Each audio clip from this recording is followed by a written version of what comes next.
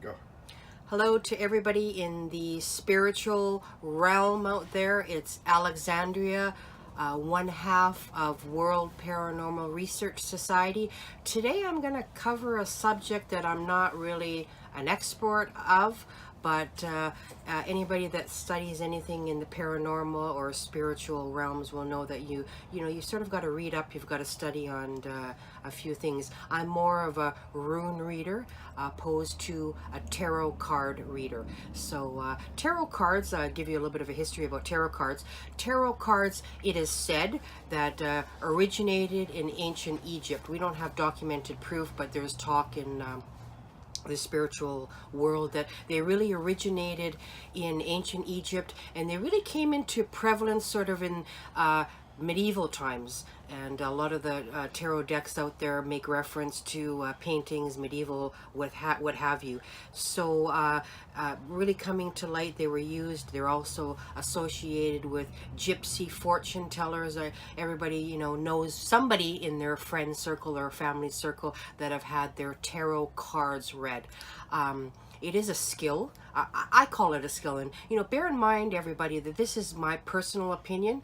I'm giving you a lot of food for thought, a lot of things out there. I happen to I have a few tarot decks, just to be honest about that, and I have a recent one that I picked up is Aleister Crowley's Thoth deck. As a lot of you may or may not know, that ancient Egypt and anything to do with Egypt is one of my passions. So really intrigued me about the Thoth deck. So as soon as I seen the word Thoth, and I'm not going to sort of spoil it because I do have a book coming out about Thoth, so you can Google or do Wikipedia and just who Thoth was. He was a very important person in ancient Egyptian mythology.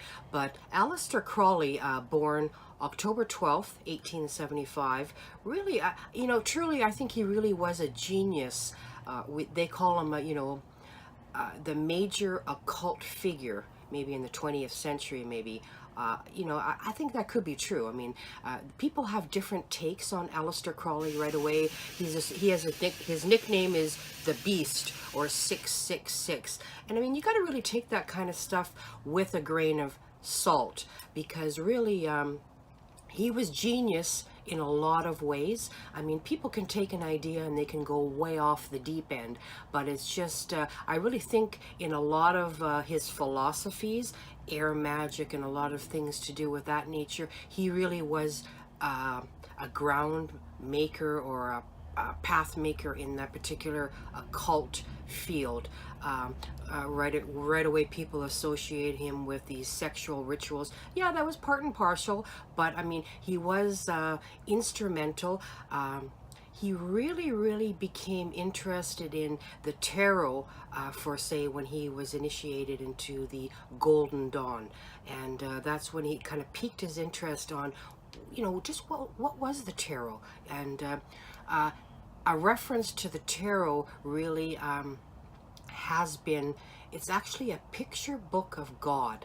So it has a makeup of astrology, it has anthropology, it has all these different elements in place, and again, it's called the picture book of God. So it's really a divination tool. It's a tool, people, and a tool is only as good as how you use it. That's the key format.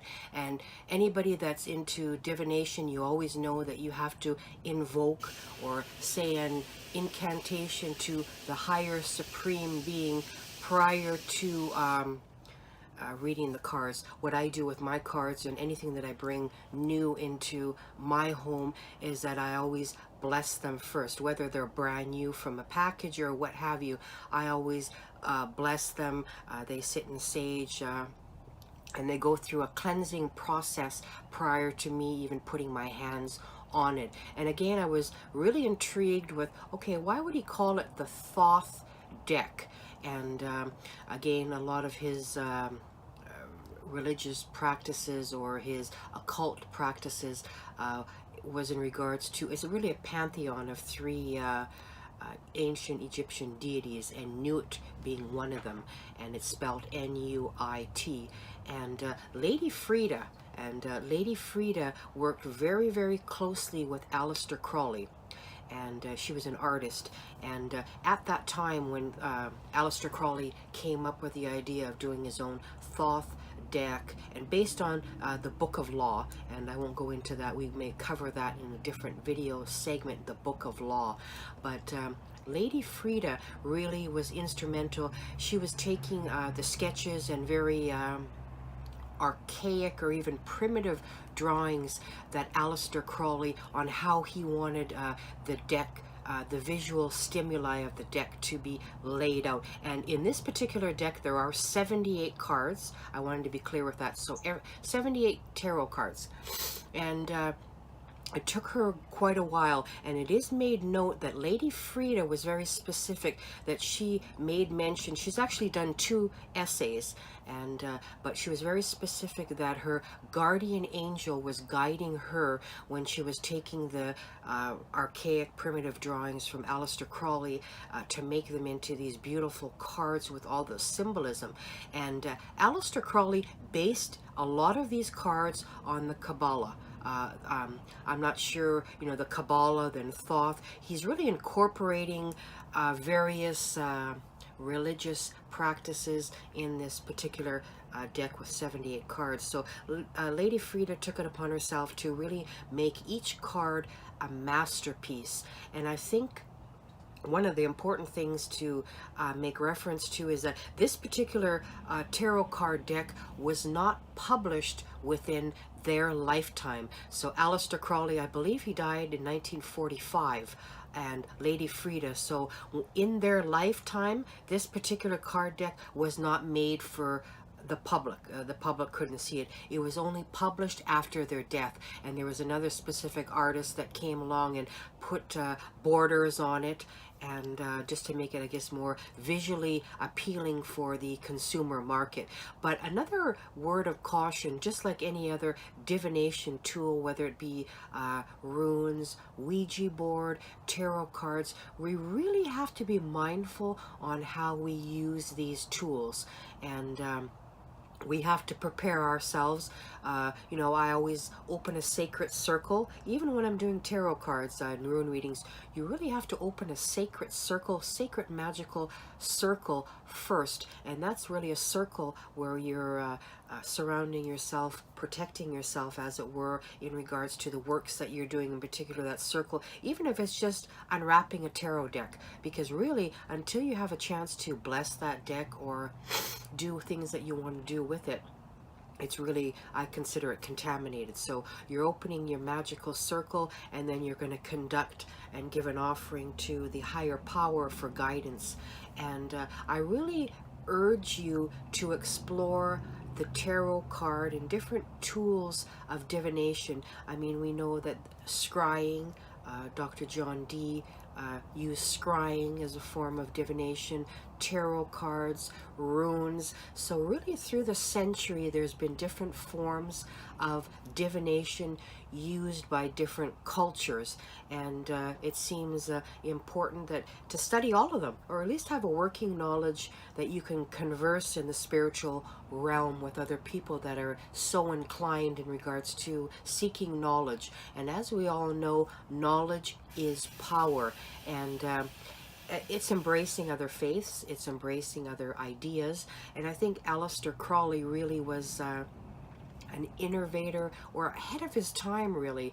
I mean, he was seeking knowledge, and he knew how important the ancient Egyptian belief system was, how powerful their magic was. And magic is composed of words, and the word is power. So in various religions, even the tarot card have words on it as well as pictures. So word and pictures in combination of the two are quite powerful. So I urge you to seek knowledge, and always, before, you know, I know tarot cards have been used as parlor tricks, or you have everybody will have a party where you know, you'll read your tarot cards, Ouija board.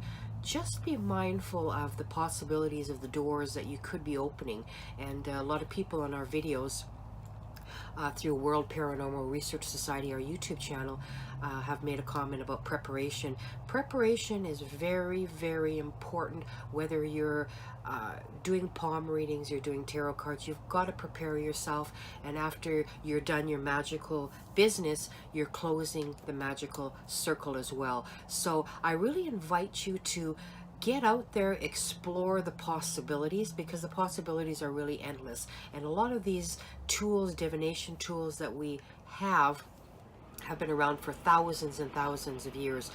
We just now think of tarot cards as going to a sideshow, a gypsy fortune teller, or you've got these signs, billboards, tarot cards, or you go to psychic fairs. But tarot cards are really, it's just a tool to kind of dig into the future and what the possibilities are. So again, this is sort of a first in different series that we're going to be doing about spiritual tools, what's out there, people that have been heavy hitters in occultism, paranormal. We're going to be bringing you different people that had their take on the paranormal, occultism. And as you know, Aleister Crowley was big in the Hermetic order as well, and Hermetics basically was brought forth by Thoth. If everybody knows the as above, so below, that was part of Thoth's Hermetic theology. So you can see the correlations or the similarities between the two, and where the ideology comes from the past. So again, thank you for joining us. This is going to be sort of a first in a series in regards to different kind of tools and things that are all within our spiritual realm, that are just in our very backyard.